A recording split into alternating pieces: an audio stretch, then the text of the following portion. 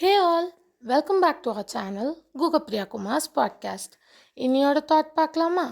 இன்னைக்கு நம்ம பார்க்க போகிற thought happiness cannot be traveled to, owned, earned or owned. It is the spiritual experience of living every minute with love, grace and gratitude.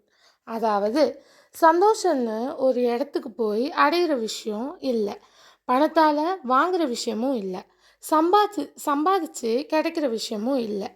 உண்மையான சந்தோஷம்னா ஒரு நிமிஷமும் அன்பாகவும் மன நிம்மதியோட நன்றியோட வாழ்கிறது தான். சிம்பிளாக சொன்னால் சந்தோஷம் வெளியே தேடுற விஷயம் இல்லை, நம்ம மனசில் அன்பும் நன்றியும் இருந்தால் தான் உண்மையான சந்தோஷம் கிடைக்கும். புரிஞ்சிருக்கும்னு நினைக்கிறேன். புரிஞ்சுக்கோங்க. ஸோ எப்பயுமே ஹாப்பியாக இருங்க. தேங்க்ஸ் ஃபார் வாட்சிங்.